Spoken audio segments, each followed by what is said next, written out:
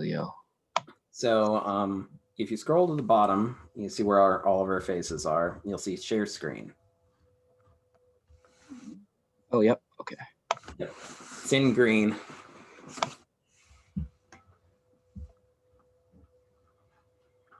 There we go. Present.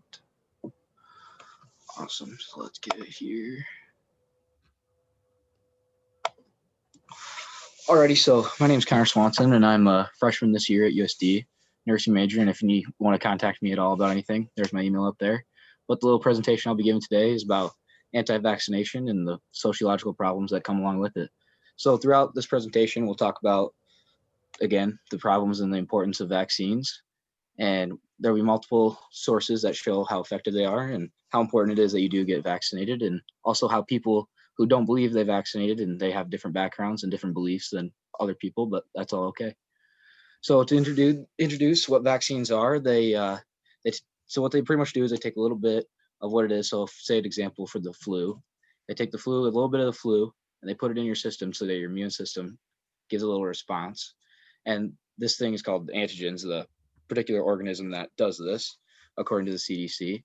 And so it's not tested on humans until it's okay and it's safe, blah, blah, blah. But once it is, then it's out to the public, and most people take it like everyone does. And I mean, if I'm going to be a nurse, then I'll have to take the flu vaccination every year. And most people should, because it doesn't stop you from getting the flu, but it sure helps the symptoms when you do get it. So all ingredients are tested safely. And when it's 96 to 99%, then it's safe and it's mentally and it's all good for the future outbreaks, according to Houston 2019. So many people do not do this because of it believes that people get autism from this. And this is not necessarily true. They start to appear in young children before they get vaccinations. And it's just some people believe, because of personal or religious reasons, that one cause can cause one effect, and everyone's entitled to their own opinion. But social media portrays this as a big issue because of the facts that they believe are true, but I just don't see it compared to the sources that I was given today. So vaccines are able to prevent the infectious disease that are killed once or harmed of people of all ages. So a really good example would be the coronavirus vaccine and how they're trying to get that done nowadays, and so people can get it. And I don't know what the exact date is on it, but it is. But I'm pretty sure I've been hearing like end of December, mid-January, like and around there for some of the things to get out. But I don't know how entirely true that is, because I don't think it's really been enough time for that. But so this is pretty much the whole point of it, is to stop global pandemics like the one we've previously experienced and are still experiencing today with the coronavirus. But according to the CDC, it states that when 220 reported cases of measles were in the United States, 200 of those 220 cases were brought to the United States from other countries. So the CDC's Global Immunization Division is putting forth efforts to reduce the spread of the vaccine preventable diseases by working with more than 60 countries. So what that's pretty much saying is that when they're trying to stop a global pandemic, all countries kind of need to put in their deal, and they need to put a chip in and do their part so that it can stop. And that includes by getting vaccinated as well. Because as shown in the picture in the middle, when the vaccines come in, like for that first one, polio, when about, what is that, 1956? Yeah, right about there. The vaccine gets put in and the cases drop dramatically, not only because it's already on the down low, but because obviously people can't really get it when they have the vaccine to them. And it's a lot of really other good examples there as well. So yeah, just like it said up in there, for example, since the 1988, the polio cases dropped by 99%. And additionally, there could have been up to 400,000 deaths from 2000 to 2010, but the vaccines that were required stopped people from getting sick and or dying depending upon their ages. So I think that's pretty important. Overall, vaccines save lives, whether it's routine vaccines or hopefully the vaccine for the coronavirus. These things that will become, to a certain point, useless if no one gets them, because if not everyone gets them, and some people do believe this, like the picture up here, the herd immunity effect, or that thing right there. So when most people get it, that one person who doesn't thinks that because everyone else got it, that, well, why would I have to get it because everyone else is immune? It's just going to be dying anyways. Well, this isn't entirely true. because they can still be carriers, like we have known to learn with the coronavirus, or they won't have, like, people who already got it won't have symptoms or stuff like that, but they can carry it to other people. And it's just, I don't know, you you don't want to fight against the chances. Yes, it can stop from 96 to 99%, but that 1% chance that you get it, and it's something that's very deadly, like polio or something else like that, then why would you take the risk? It's just smarter for everyone to get it. So there are plenty of reasons for why people are against taking them, and that includes personal reasons, religious, health, or other things. And one of them would be, the health reason would be the autism, like I introduced earlier.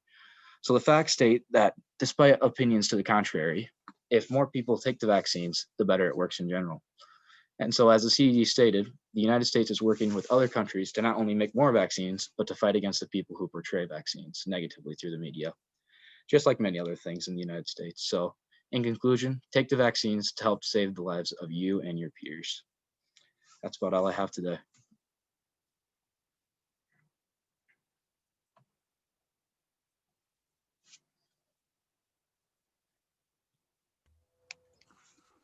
Thank you, Connor, for your presentation and on making sure that everything's succinct and very straightforward.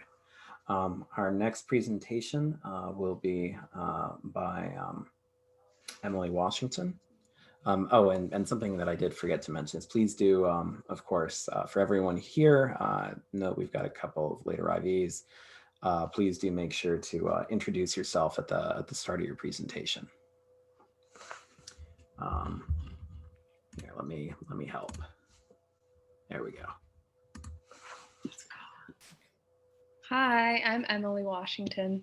I'm an undergrad. I'm a junior right now, and I'm studying psychology, and I have a minor in sociology. So let me try to get this shared right now. All right. And you guys can only see that square, right? Okay, perfect. Just trying to see if that would work. All right. So obviously COVID-19, like the last presenter said, is the most pressing issue around the world right now. So I thought it'd be engaging and fun to research for time's sake. In the future, I know I'd want to reminisce of what things were like in 2020.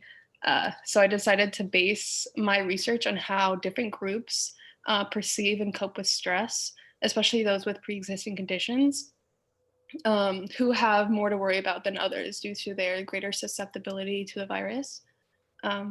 So how do people with pre-existing conditions cope with stress and anxiety during the COVID-19 pandemic? Well, first, I decided the best way to conduct my research to answer that question was via interviews.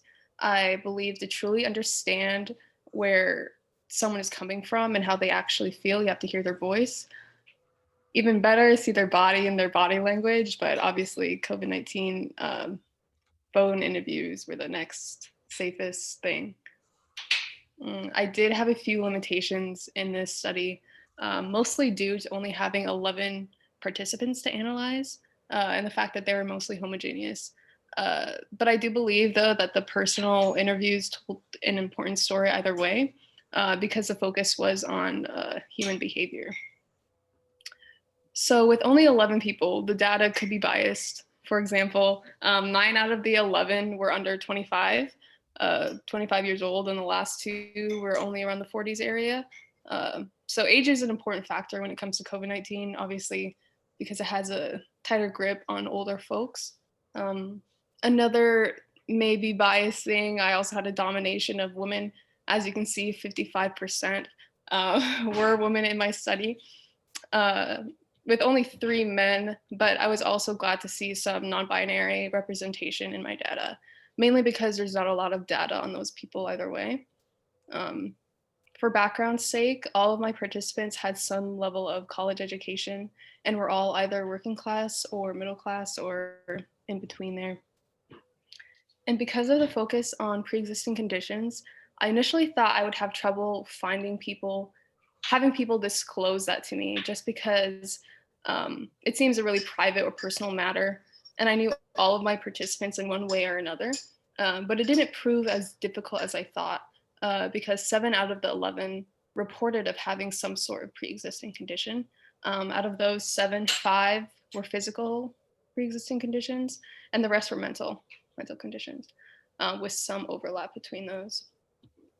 And even with the limitations, like I said, I do believe that I collected some really interesting data, some honestly that surprised me. So the first question I asked my participants was how personally worried they were about COVID-19. And I gave them somewhat of a scale to rate that on, from very worried to somewhat and to not worried at all. There's a lot of mechanisms you see that can be unpacked here, from gendered stress to the effect of the pre-existing condition, whether it's mental or physical, and age, of course. So the most surprising trend I found from this question was how the oldest people in my study, both women with pre-existing conditions, were less worried than their younger counterparts with and without pre-existing conditions. So some reason behind that for Madison, 47, as you see, only somewhat worried. Diagnosed diabetes, high blood sugar, and obesity, was less worried because she, quote, believed she had already contracted the virus, but she wasn't diagnosed, unquote. She was well aware that she could contract the virus several times, but believed if she were to catch it again, it would be a lesser, milder case. She compared this to flu-like behavior. For Beth, 34, who had diagnosed severe anxiety and depression, so no physical pre-existing health conditions, she believed that she cannot let the virus control her life, but she did understand the seriousness of the pandemic. And we might all be interested in those who reported not being worried at all. Jake, 22, who did not report any pre-existing condition, but actually had contracted the virus just a couple weeks before our interview. He nonchalantly described his experience as mild and believed routine is what kept him sane and safe. So he also reported not letting the virus take control of his life, even though he contracted the virus while bar hopping and attending a college house party. So, and the other not worried at all was Kelly, 24. Seemed like an interesting case that some may relate to. A physically healthy woman with anxiety and depression was once very worried about the virus, but as time went on, she became very accepting of what may come her way. She quoted, "At this point, if I get it, I get it," unquote. So she reported of being more worried about other people than herself. So that was why. So most people who reported having some trends that were overlaying here, most people who reported having some sort of pre-existing condition were very worried about COVID-19. This makes perfect sense and aligns with current data. But so some of these stressors were not medically related. For others, it may be related to financial anxiety, healthcare, or simply the state of the country. So financial stability during COVID-19, obviously finances are a huge stressor, and even more so during a pandemic where employment is constantly up in the air. This causes great anxiety for those of the working and middle class, which all of my participants identified. 2 out of the 11 participants are non-binary, like I said, Oliver, 20, and Regina, 21, and both reported of being in the working class. Coincidentally, both of these individuals experienced a COVID scare and were forced to quarantine, and this put tight restrictions on their finances and even more stress on top of that. Many participants reported living paycheck to paycheck, including Oliver and Regina. Oliver also reported not having access to healthcare. They both emphasized their extreme anxiety due to their financial responsibilities during the pandemic.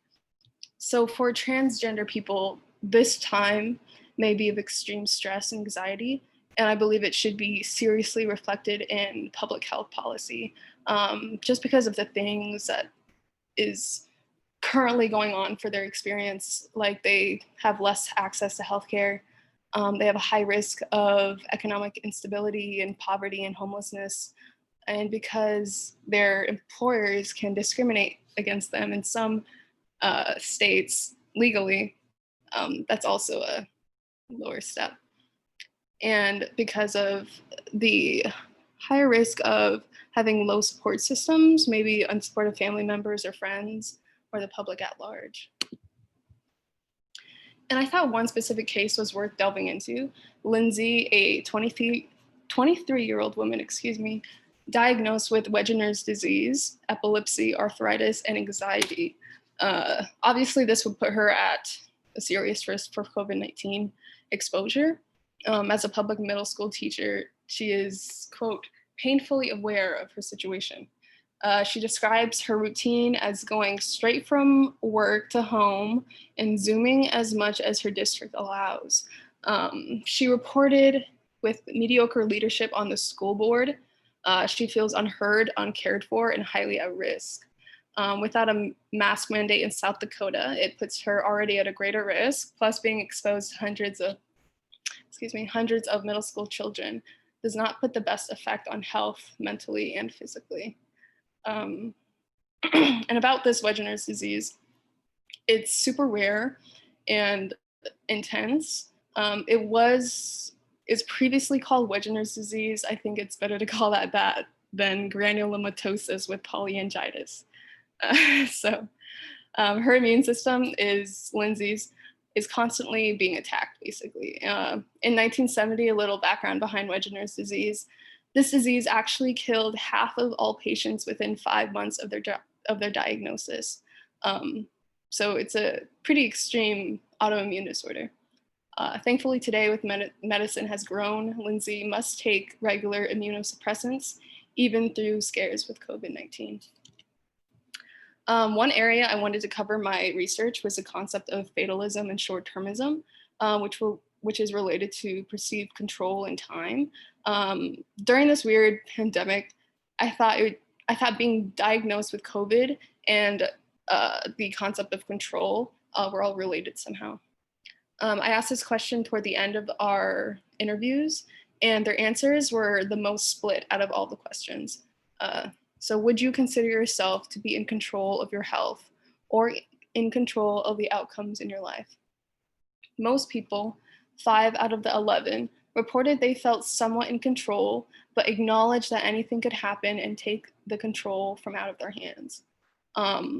Both the non-binary individuals, Oliver and Regina, as well as Lindsay with the Wegener's disease, reported of feeling having no control over their health or the outcomes in their lives.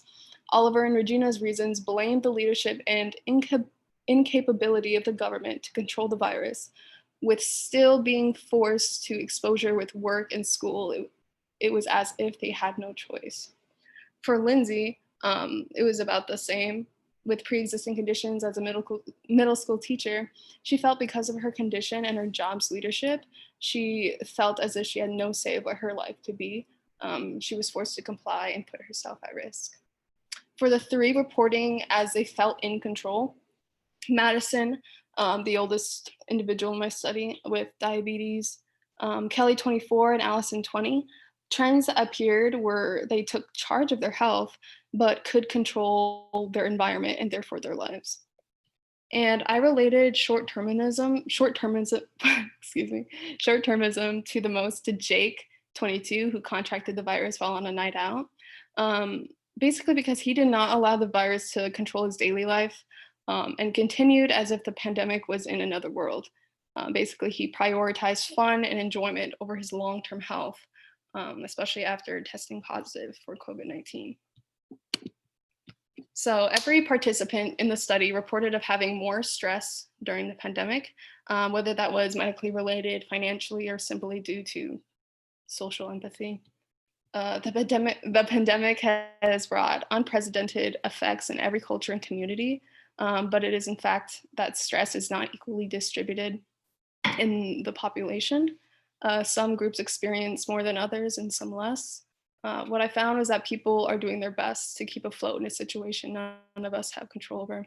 Knowing how serious stress disparity is now, I am a strong advocate for public health policy and insurance to take account of this type of data, especially in the coming years and now, and a focus on people who have less power and less access to resources like healthcare. We have to be right in history. We also have to take care for one another even more so now. So yeah, stress is universal. And if there aren't any questions, here are my references for that one.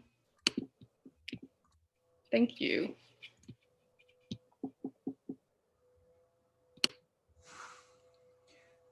Very nicely done.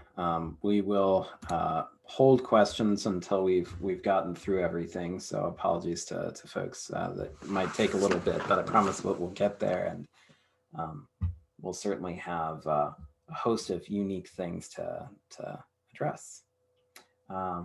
And I believe our next presenter is Dr. Sage Kalmelis. Thank you. Can you hear me well enough? Yep. Brilliant. Okay, for those of you who don't know who I am Dr. Sage Kalmelis. I'm a professor in the Department of Anthropology and Sociology at USD. And today I'm going to be talking to you about some very fresh research that just came off the presses a couple of days ago.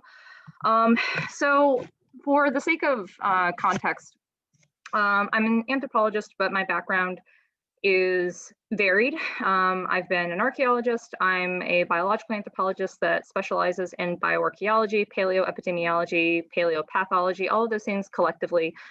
That basically means that I study skeletons from the archaeological context from the past to understand how diseases and other kinds of maladies have affected humans in the past, and also vice versa. So humans and pathogens oftentimes have this intertwined history, and certainly, as we're aware today, this is no different. And so what am I going to talk about today? Well, what I'm going to talk about is, in short, mortality and survivorship before and after the Black Death in medieval Denmark.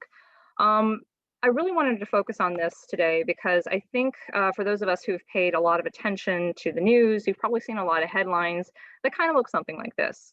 COVID-19, the new Black Death. I think when we mention the Black Death, we think of, well, the caricature that you're seeing on the screen here. This is the iconic plague doctor. Actually, there are different variants of this in history, and I think many correlations have been made in terms of practices of quarantine and the feelings of fear and depression and anxiety. And frankly, there will be a COVID-19 culture that arises from this, very much like there was so after the Black Death. But I wanted to talk about this mostly because we are dealing currently with a pandemic that is an emerging disease. In other words, it's brand new. It's one that our species hasn't encountered before. And similarly, the Black Death was, and within the mindset anyway of medieval people, was a emerging disease. We know at this point that Yersinia pestis, which is the causative agent for plague, actually has had many rounds in history, but the Black Death was unprecedented in its scale and in its mortality in the mid-14th century. And so with that, I do want to draw a little bit of attention to this, mostly because emerging diseases have happened repeatedly throughout our history as a species. And so as an anthropologist, I'm very interested in drawing understandings from the past and seeing how this can apply for our current scenario and maybe future issues with pathogens. And so again, I look at skeletons, and they're important because oftentimes in history, we don't have thorough documents for understanding the daily lives of people like, well, frankly, you and me. Mostly we deal with things of higher social status individuals, hierarchies of kings, queens, etc. We have really good documents on that, but not so much of many of the people who perished in these major epidemics. And so I'm really interested in the kinds of questions that you're seeing on the screen. So in light of things like the Black Death and other diseases that I study, who was the most at risk for disease and dying as a consequence, or any other kind of consequence for that matter? And beyond that, I'm interested in understanding how the disease has other kinds of patterns. So what's the epidemiology behind it? How do these things change over time? Because many of the diseases that were emerging still exist. So certainly plague still exists and continues to cause issues in many parts of the world. How is this different now versus then? Also, what other kinds of factors can we look at to create a more holistic context for understanding why diseases emerge and why they cause the devastation that they do? So that means we have to understand not only the physical environment, but also the social, political environment where populations of people used to be, and how do our biological and social interactions deal with those of pathogens. And then also I'm more interested in populations than say individuals, so demography. And then lastly, and more nuanced, how can we understand coevolutionary relationships between hosts and pathogens? So this is just to kind of get you understanding why it is someone who looks at skeletons should care at all about emerging diseases. So let's talk about the Black Death for a second. I do want to do a quick shout out. This is not my sponsor for this film. I'm kidding.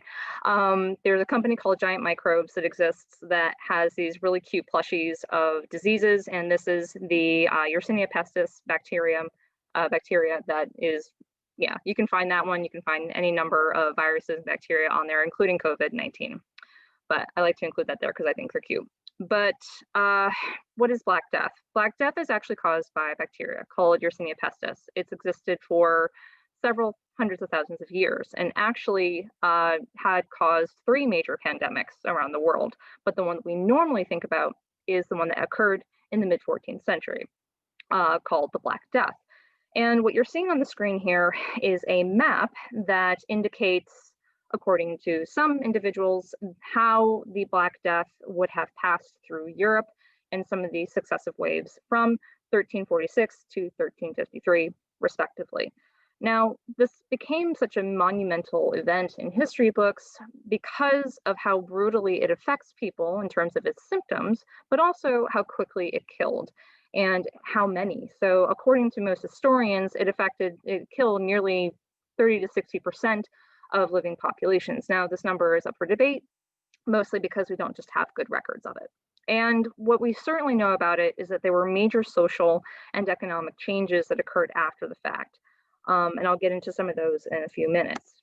So what I'm currently going to talk about today is actually stemming off of some work that was done by a colleague of mine and my current co-author, Dr. Sharon DeWitt, and her colleagues through University of South Carolina and a few other institutions. And she's done extensive research looking at the Black Death in medieval England and understanding its paleoepidemiology and paleodemography. So basically, what happened and how did this disease affect people?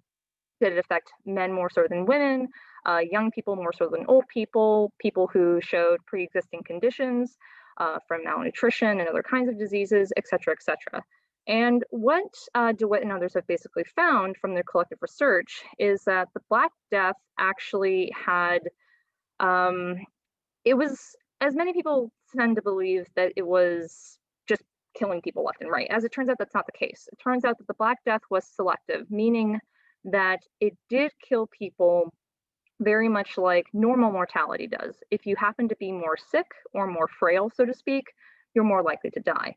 And so the Black Death mortality mainly affected individuals who were considerably older, so let's say over the age of 65, if you will, and those individuals who were frail. So they're exhibiting signs of other kinds of infections or malnutrition.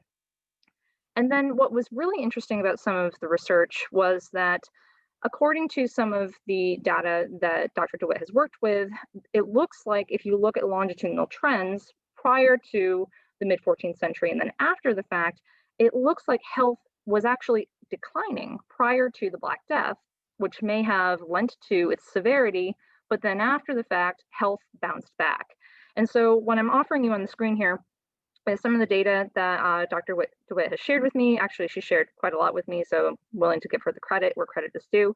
But as you can see from this table here between males and females, respectively, from the early pre-Black Death period to the post-Black Death period, you can see that the average age of death, which is symbolized by the main number here with the range beneath, that this is going to change where things are going to be very, very different.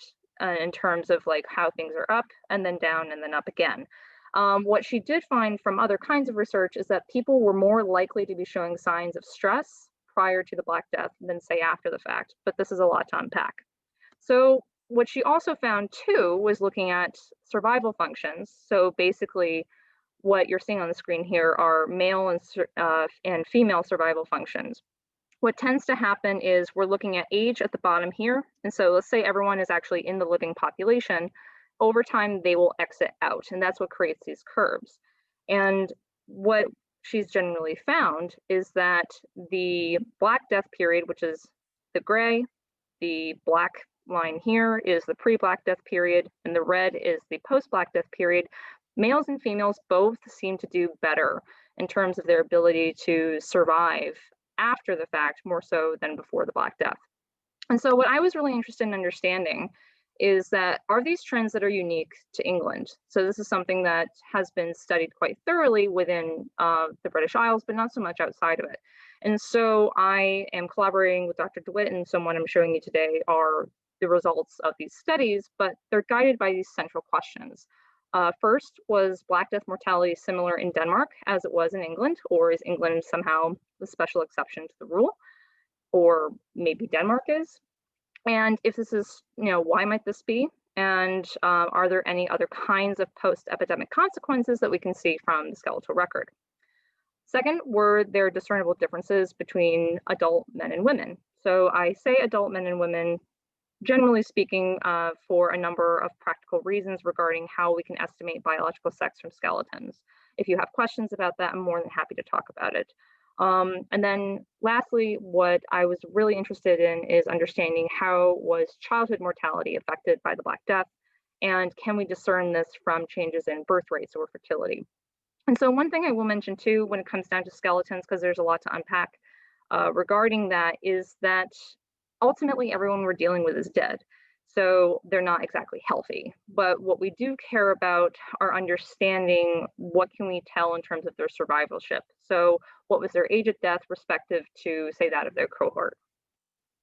So in terms of materials and methods, what you're seeing on the screen is an image. This is a map of Denmark, and all of the little dark dots are the samples that we collected from. We collected from 6 medieval Danish cemetery collections, so total sample size 877. I know that seems relatively small for people who deal with hundreds of thousands of data points, but for skeletons, this isn't so bad. And as you can see, we categorize them based on whether they were considered to be urban or rural. This is going to be important for future research because I'm also interested in understanding if living in a city may have predisposed people to other kinds of issues that may have increased the risk of dying from the Black Death. And so what you should know is that those names on the map that are in light blue, so Nordbu, Omkloster, and Sayet, those are more rural areas.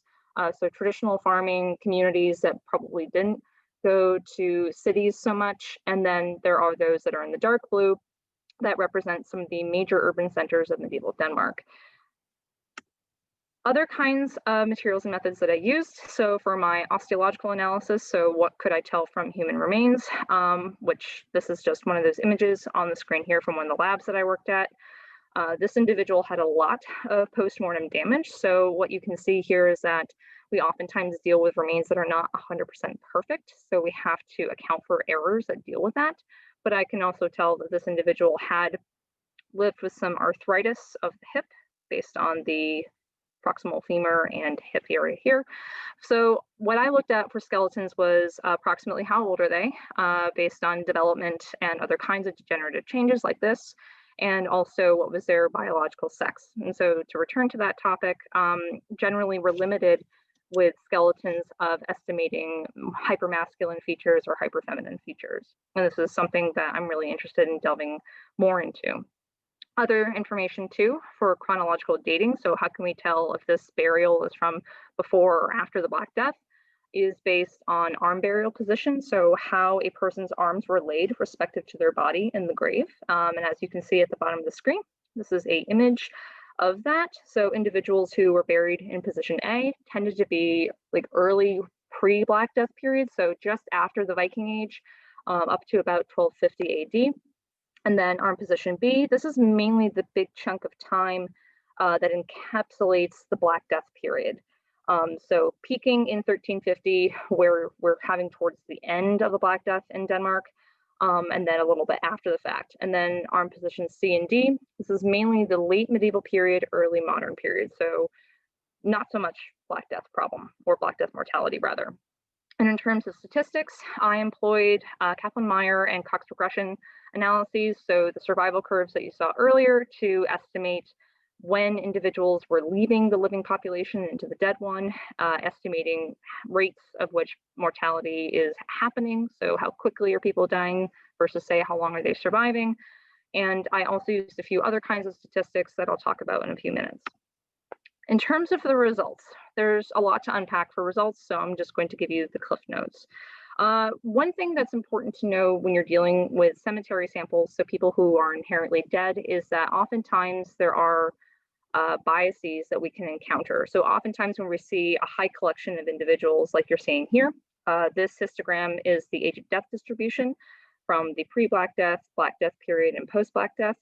So one thing that I'm very concerned about is if I'm seeing a high concentration of young people in the death category, if this is really because mortality was up, so if more people were dying for that age group, or does it just so happen that more babies were being born?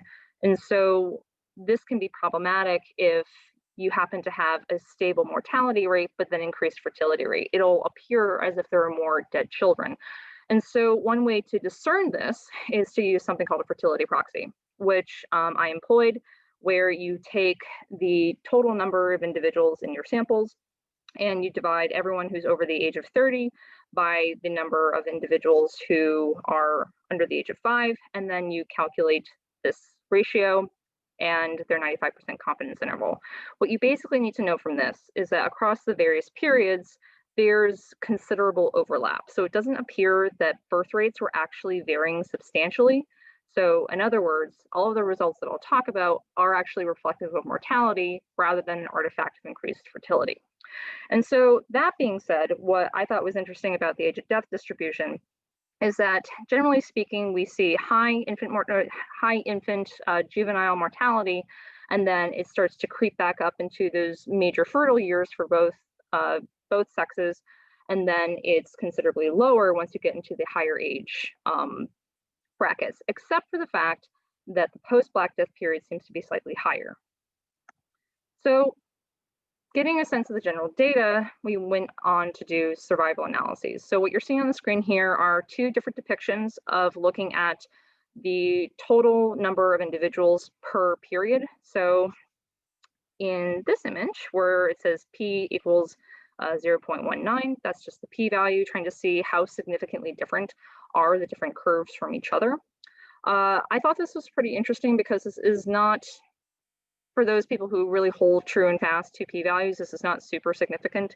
But what I thought was interesting is that relatively comparative to what Dr. DeWitt and others had seen, the post-Black Death period still shows improvements in age of death for individuals who were living during that time. And if you even disclude the Black Death years and you look at the opposing graph here, this is significant, looking at the differences between pre-Black Death and post-Black Death period. And if you look at the average ages of death for individuals in the table, the same pattern seems to follow true, where individual average age of death as a proxy for health seems to still get considerably better after the Black Death.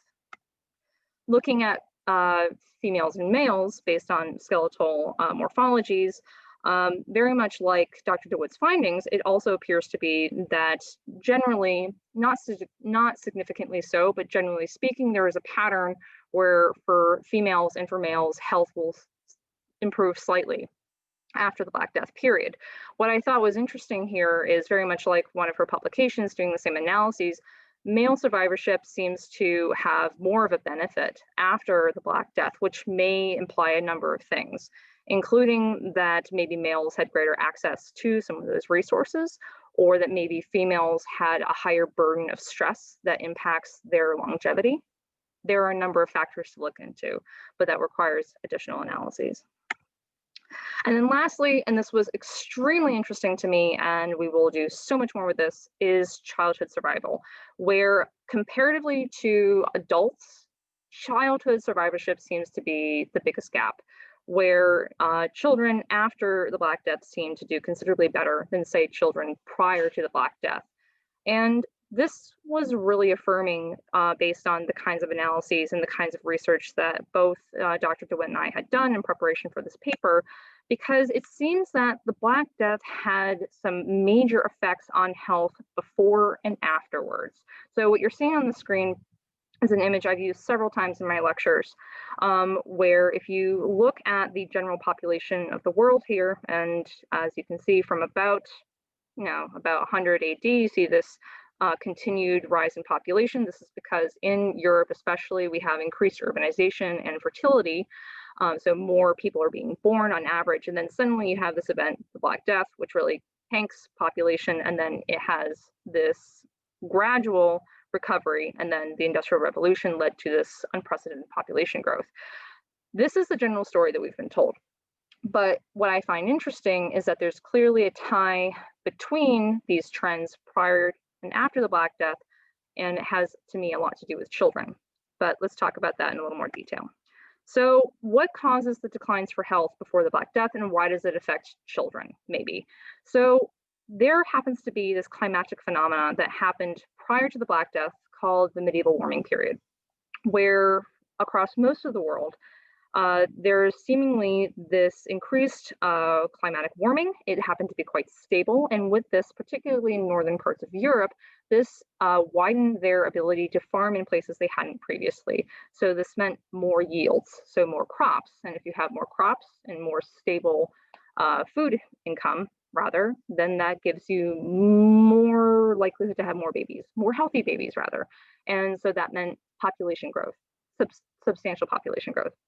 However, immediately after the medieval warming period, we see another climactic change called the Little Ice Age. And this was a sort of pendulum swing, if you will, where you have now heavy rains. So this leads to famines, increasing social inequalities, because whatever is yielded from those harvests are not given, of course, to the majority, but rather to the minority of the wealthy few. And so this is going to lead to a number of other issues, including increased diseases, mainly those in children, and malnutrition, not to mention all the other kinds of social and economic and civil revolts that were occurring at the time. And so with this is going to lead to higher infant mortality and certainly higher burdens on children, who are going to have more instances of disease and malnutrition in younger years, leading them to have more likelihood of dying from other complications later. And so this means that we're having lots of deteriorating conditions, particularly in health. Now, after the Black Death, we see something really interesting. So according to historical documents, because of the labor deficit of so many people who had died during the Black Death, this meant that people who owned huge tracts of land didn't have enough people to farm it. And so this actually meant that people were going to demand more wages. And so people were, if you wanted people to work your land, well, I'm going to pay you more. And so having increased real wages meant improvements in diet, because they could actually yield more crops from that land and actually keep more of it. This is also going to mean an improvement in, again, fertility. And so there is at least this initial increase in fertility. Now I say initial because in the 17th century and in consecutive centuries, we see other kinds of diseases, but we also see a reoccurrence of the Black Death, or plague rather. And actually there's a historic event called the Plague of Children, where children who had been born after the Black Death were mainly selected out of a recurring epidemic of plague. And that's why you see this image here. But also we see increased migration. And so there were different kinds of benefits because of the Black Death. So silver lining, right? So in terms of ongoing research, like I mentioned, I'm really interested in understanding how urbanization might contribute to an underlying level of the kinds of patterns that we're seeing. And more explicitly, I want to look at the relationship between sex and stress indicators and Black Death mortality in Denmark. And for those of you who've heard my other work, I've done quite a bit with leprosy in Denmark, and I would like to do some additional work looking at this particular disease outside of those institutions where people who had it were sequestered.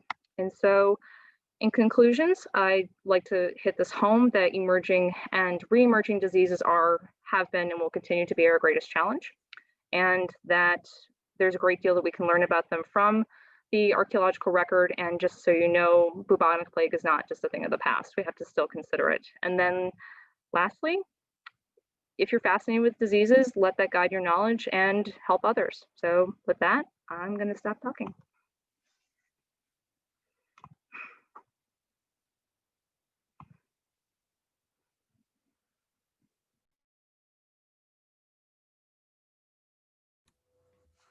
Thank you very much for your presentation.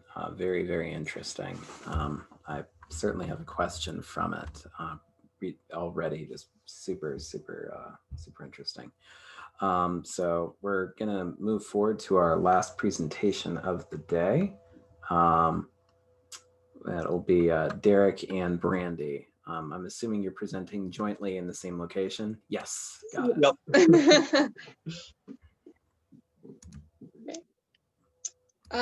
So we decided to create for our final project for an ancient disease class. We decided to create a D&D campaign over smallpox. Yeah, it's a D&D one shot, so it's meant to be played in one session, and we built it specifically for new players that aren't really used to D&D, so they can learn about ancient disease and about how to play Dungeons and Dragons. So first off, we decided to make character sheets for everyone, pre-made ones. That way they wouldn't have to take the time to make them themselves if they didn't understand. And the way we wanted to do it was have them high enough level so they could do cool stuff, but not be overwhelmed by all the options. So the characters that we made are all level 3, and the characters are a team of white blood cells in the body that fight disease. And so we went with the different types of white blood cells and related them to a D&D class. So for starters, we have the neutrophil, which is a level 3 domain of life cleric, because the neutrophil will repair damaged cells and is basically the healer of the party.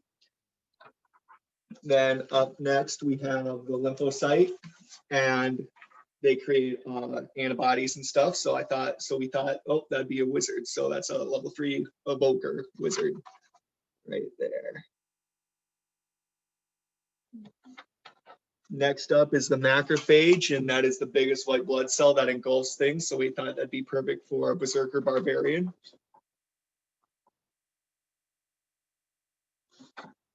And then after that, we have the basophil, which we made the rogue of the party.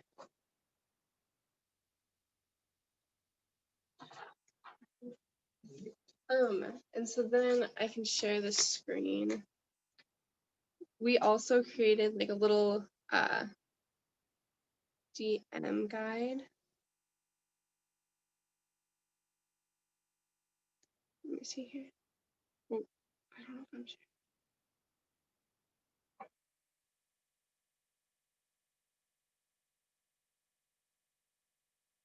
sure. Okay. Can you guys see this? No, we can't see it. Let me see if removing spotlight will help. Maybe that's blocking you from sharing. Do that. There we go. Okay. So we also created like a little disease master guide instead of a dungeon master guide, which basically allows like also new time DMs if you guys haven't played before. It kind of gives an introduction to how the campaign is going to start. So it's just a little quick story on how to get it going. And our campaign is based around that. So basically, this first part is just the introduction of the story. That way a dungeon master can take it and make it their own. And so first it introduces the players to the game. It has the players select one of the character sheets. The players name the human that they are living in, and they give their little white blood cell task force team name.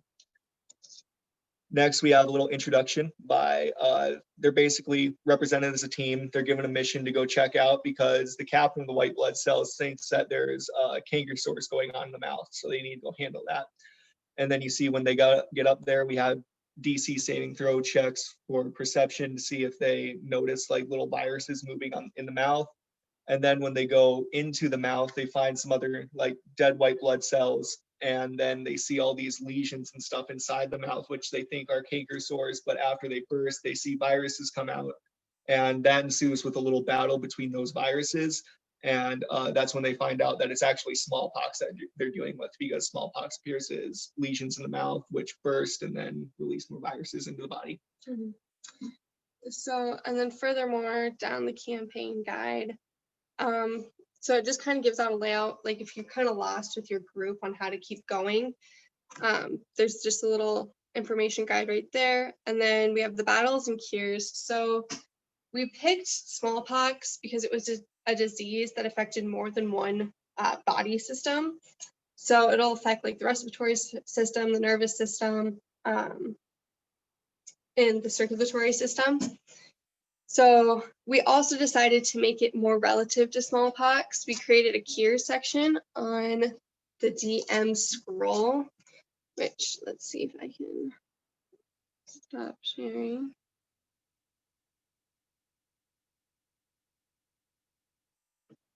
So we created our little DM scroll here.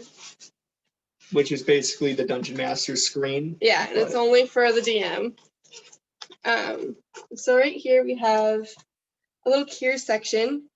So 4 of the cures are helpful, which would allow the characters to either make an extra attack or add a d12 to their damage based on DM's discretion. And the other 4 are not helpful, but they don't damage the player in any way. So it's kind of just a fun thing to learn more about the history of smallpox. And so picking the cures, we have this little vial, which would be filled with random liquids that they can drink at the time. And so each player can use it twice during the campaign, usually during combat, to help you. So for the ones that don't work, there's like bloodletting, small beer and a spirit of vitriol, red curtains. And then for the ones that do work, it'd be like inoculation and then like antiviral drugs, which in 2018, they're just starting to focus on that for smallpox. That's pretty cool. And then it also has the character sheets for the smallpox viruses, so the DM can see those. So for the smallpox viruses, we want to kind of like a tiered system for it. That way, as the campaign is, well, the one shot is progressing, they have harder and harder enemies to fight. So we have, and these are represented, the enemies are, rather than minifigures, are represented by these little multicolored cubes. Yeah, so we have red, black, yellow, and blue, and they're color coded in order of toughness. So yellow is going to be the easiest, blue is harder, red is harder, and black's obviously the most difficult to defeat. So yeah, so there's that. And then we also created like a PowerPoint that kind of just explains everything we're doing here now. So if you guys want to look at that, you can do that too. In order to play, so you have to have a set of dice, and then you have these little pawns, which I don't know if you can see, and those are the characters. We were going to create little characters, but all the white blood cells look very, very similar, so it'd be hard to distinguish between them. And then lastly, we have the map for the one shot, which is kind of like a guide on how the party will travel through the body, which is this right here. So it has all of the body systems and where you're going to be traveling to. So for example, you would start the campaign here, up in the respiratory system and in the mouth. And then from there, the viruses are going to travel through the circulatory system and so on and so forth. Like an example in the DM guide, the disease master guide that we made, the party in that example travels through blood vessels to get from the bone marrow up into the mouth, traveling all the way up there. Yep. So you can kind of move your pieces around and use it as a marker to know where you are. But yeah, so I think that's the game we created. Another nice thing about the game is that it doesn't have to be strictly smallpox. It can be screened over for really any disease, as long as it affects more than one body system, besides like autoimmune diseases, because that just wouldn't work with characters killing themselves. But, basically. yeah, so that was our little final project.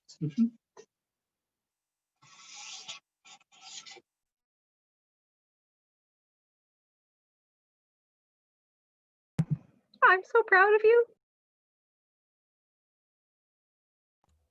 Thank you. Thank you. It looks like so much fun, and what a fun way to learn. Wow. Thank you. Thank you. That's fantastic. I don't know if there's a teaching anthropology journal, but that could go there. And Actually, in teaching sociology, we have monopoly. I think that's going places. there's a conference every year where inevitably students have posters about pedagogy and what works and what doesn't. And I'm very tempted to push you guys to do something like that, but I feel like I've done that enough. But you should know, and you should be very proud of this. I'm very, very thrilled with this. I love this project above all, so many projects. But my fiance, who is a DM for our campaign, is sitting in our living room watching this right now. And I kept hearing his responses to how you classified the white blood cells. And he's like, yes. That's great. Yeah, we looked at the white blood cells. We're like, wow, this perfectly fits a D&D party. It was more soft maniacal laughter, but she's not wrong.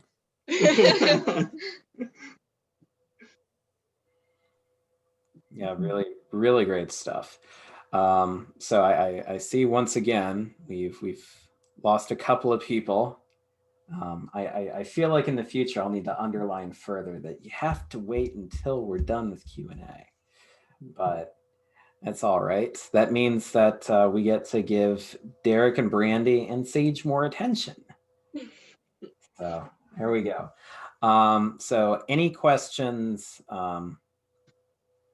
for our presenters? I know Sage knows I have a question, but I don't want to jump straight in ahead.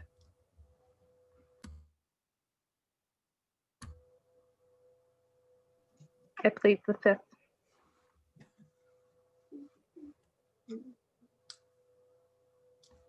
I guess I'll go then. So one thing that occurred to me as a family scholar regarding your study, Sage, is changes in parenting, adaptations. And I don't know if this is something you can look at or something you already investigated, or perhaps you mentioned it tangentially during your presentation, I missed it. Were parents, or are you able to see whether parents were more attentive to their children's needs, health needs, dietary needs post? Essentially, they see that their kids are sick, and so they're trying to figure out, okay, what can we do? And perhaps after they were more attentive than they were before? That's a really interesting question. Mostly because I think that's something I'm very curious about. And I know I have a few colleagues who study the bioarchaeology of children explicitly, who I think have similar questions. And regarding the aftermath of the Black Death, from what I can tell from historical documents, not so much from skeletons, because I haven't had that opportunity yet, and I would have to revisit the data. Which is something I plan to do. So thank you. That was actually a good font of inspiration, if you will. So that being said, what we have been able to tell about the aftermath of the Black Death is that many things did change in terms of maybe not so much parenting, because that's hard to tell, but certainly marriage patterns and birth rates. So what has been an interesting observation is that in the following years after the Black Death, people were reluctant to marry, and then suddenly they were marrying. A lot of people were getting married, and that was unusual, as it turns out, the number of marriages that we're seeing in parish records per year, if you will. And so with marriage, oftentimes that comes children. And so the recovery rate based on that is compelling. And so what we assume, based on the fact that young families, at least in Northern Europe, if we trust the Dempsey West model, if you will, in terms of traditional farming, if they, more likely than not, they were not living with their extended family, they could in fact start new farms. This is a new opportunity. And so that gave them more land, more arable land to farm and to harvest. So that meant at least more nutritional opportunities for children, whereas potentially prior to the Black Death, when we started to see the real impacts of the Little Ice Age on the early famines, so the late agrarian crisis, for example, that probably would have meant that children were likely having a harder time getting adequate nutrition. Now, what that means in terms of parenting, I have a hard time making those direct correlations because I can't make that leap based on the data. But certainly that does mean something in terms of nutrition. And if we directly correlate nutrition to parental care, sure. That is probably something that a colleague of mine, Dr. Mary Lewis, where that is her business. She studies children from the archaeological record, that she could speak more powerfully on. Children are a new thing for me in terms of archaeology. So I don't know. I'd have to do, I really do want to revisit the data, because I think one nice way to see this will be in looking at indicators of early developmental stress in children. So in the first 6 years of life, which includes weaning age. Maybe we'll see if weaning age was extended. And if that's the case, that could be a good indicator. So I will look into it. Thank you. Good question.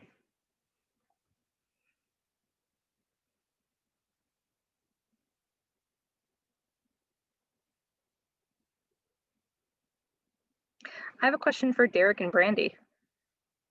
When are you going to play, and are you going to record it? It'll probably be after Christmas break, once everyone kind of gets back. And yeah, I think we could record it. Yeah, I think we're just gonna kind of have a talking to with our group, because I heard you guys talking earlier about like having the group be like kind of chaotic, and we have a few players like that. So in order to make it like short and keep on track, they're not gonna be able to like set tissues on the body like on fire or like whatever they come up with. So difficult. We're trying to get them to cure smallpox, and then all of a sudden they're down in the foot looking for fungus. yeah, like that's what they would do. Yeah. And they'd figure out how to do it also. You want to say something about that? I mean, as from the perspective of someone who studies health, they might not be wrong to look at other kinds of frailties in the person. So maybe they have a co-infection, and maybe that could help. As a non-DM, something to think about. But I think, you know, given the fact that there's so many people who are so interested in D&D, and of course the interest in health and in viruses, I think that this would be a fantastic opportunity. You should at least put it on YouTube. Okay. See if we can get as famous as Critical Role. There we go. We can try. Matt Mercer levels hard. Oh yeah. It is. I guess I kind of have a question for you, and it's not very like academic, but so why did like when they buried corpses, why did the arms change like so drastically? Was it like a culture thing or like religion? No, that's a great question. So it actually happened rather gradually, as it turns out. So I think that we use that in Denmark as a way to chronologically age burials, because some of the more precise methods that we could use to age burials it's compromised by virtue of the fact that you can't really use radiocarbon dating on heavy marine environments because it can create a bias effect. So we use the arm position because it's something that's been shown repeatedly in Denmark to be a good relative dating method. And we have the basic understanding of how it gradually changes. Actually, there's a really great graph that I can show you to illustrate exactly how that works, if I can find it real quick. Because I showed you, the arm positions. And I think one thing about that image is that it creates the illusion that it happened very systematically, but oftentimes we recovered burials where you'd have like one arm down at the side and one up to the left. And so what's going on there? They just sort of moving around. It was in fact a gradual change. And what we generally can see is that there's actually some overlap. So that's why when I broke down my periods, they're sort of rough in a way. I can find the graph. I'm sorry, this is taking a second. Where did she put it? I say she like the separate issue. Anyway, I'd have to dig it out, but the basic premise of the arm position is that these are pre-Protestant people, because it's before 1536, so that was the Protestant Reformation. And generally speaking, in Denmark, burial patterns were shifting because of popular trends within the church, but also regionally in Denmark specific compared to, say, others. And so with that, and unfortunately the major sources for this are in Danish, and my Danish is so-so. That is something that collectively churches just started to gradually change, much like fashions with coffin wear. So if you look at how coffins look in the United States over time, things change based on like what they're made out of and how artistically they look. It's the same premise. But some things hold true for pre-Reformation burials in Denmark in terms of what direction they're pointing in and things like that. But they're basically cultural trends. To answer your question, short and sweet. Sorry. Yeah, that was my only question. So We have a follow-up in the chat, which I did never seen this term before, so I had to Google it. Karen was asking regarding arm placement as well. Was it a form of a semaphore? That was actually a joke. Oh, I get it. Oh, okay.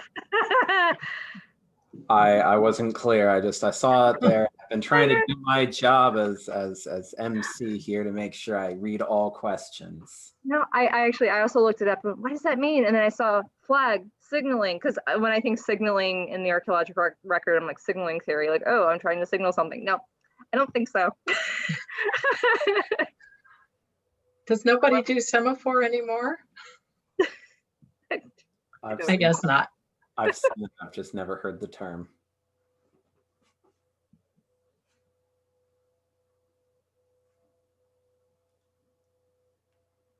Is that why It's sort of like the Macarena with flags, right? I did promise to do that. I'm not doing it.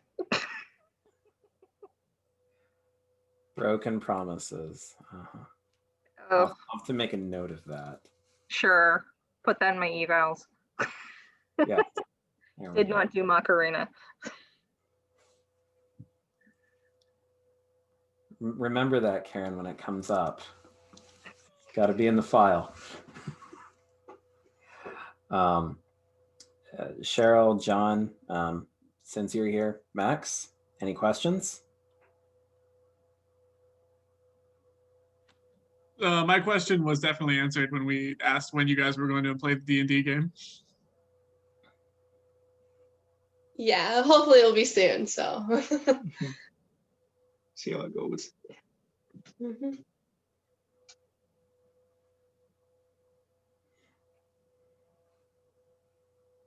I'll just make a comment. I don't know anything about D&D. I do know what it is, but it's just like, it's such a brilliant idea. And I loved your chart of all the systems. And I assume that the cells, the antibodies and the cells have to travel through all those different systems and have battles and things like that. But that's my understanding. But it just is really a very clever idea. And I think it would just teach people so much, wouldn't it? I mean, it sounds like it would really teach some really wonderful things. So yeah, that was kind of our goal, is we wanted to teach but also make it fun, because Yeah. we know like the same black and white text gets really boring over I know. time. Yeah. And I, you know, we as faculty hear a lot about teaching methods, and one is gaming, you know, so that's really what you're feeding into. So that's really cool. Thank you.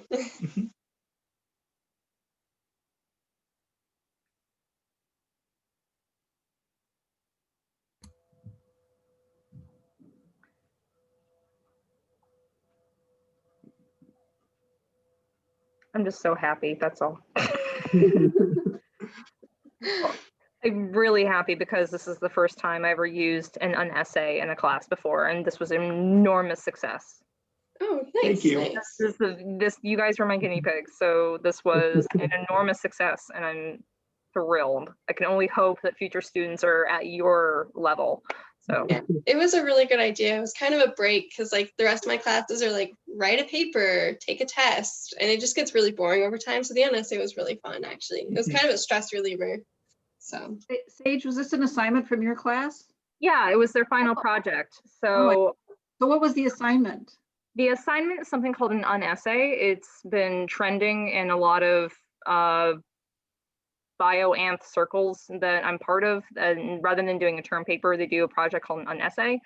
I can send you the guidelines that I used for it if you're interested, where basically students use whatever medium they want to describe, encapsulate something about the class or that a topic we covered that they were especially interested in, but in another method. I've had students do like 3D art paintings, which that was extremely good too. I've had a couple of games, including the D&D campaign here. I've had children's storybooks about lessons about syphilis, which were amazing. Really, really interesting. And I've had really uniquely designed websites about healthcare, and it's got BuzzFeed quizzes on it about like what disease are you, and all kinds of really cool stuff that is educational about a lot of the things that we covered in class, but for different mediums. That's really cool. Really cool. Thanks.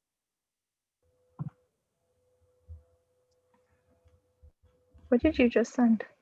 The Macarena video. Oh, geez. But I've actually found one on the semaphore alphabet. It's not got the music though. I thought it was the link to the unassignment, but no. Yeah, that's what I initially thought it was as well. I opened it up. No. I was still on the Macarena. Sorry, I'm behind. No, and I'm happy to share the guidelines for it. Thank you, Derek and Brandy, again. I've petitioned some of my students that if I make a professional website, if I can share some of the ideas, and so I appreciate it. yeah, no problem. Yeah, please share the guidelines with me as well. This is something that I've been toying with in different manners.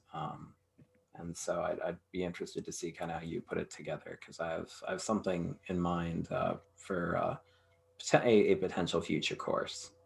Yeah. Yeah, I definitely grifted from other people, but that's normal, I think, in academia now. Here's my thing. But yeah. I will be more than happy to send whatever things I have that are of use for you as well. I don't know if I have anything, but I'm more than happy to share as well. We shall see. Oof. It's a big oof. Out here, I think they say oofta, right? Yes, so. No, Matt's not here to correct me on that. I brought my students to the zoo a while ago, and I got the talk from my students about things I need to adapt to truly be a Midwesterner, and that is to understand oofta, put ranch dressing on literally everything. A few other things. Oofta is not Midwest, it's Northern Plains. I mean, so if you go south of the Dakotas, I don't know that there's much ooftaing going on. I also need to understand the difference between Midwest and all the other colloquialisms for the different regions that is the heartland. Yes. Yes. I think Midwest is more expansive. Come say hi. We're in free time now. Come say hi. If we don't have any other questions, then I'm going to end the recording. Did anyone else have any questions for our presenters? Karen, any thoughts as a biologist on the very creative presentation? I was enjoying it. I was trying to decide which character I would want to be, and I couldn't quite settle on one. So I was not a D&D player. We had a different system when I was young. Yeah. It was more realistic. That's what they kept telling me.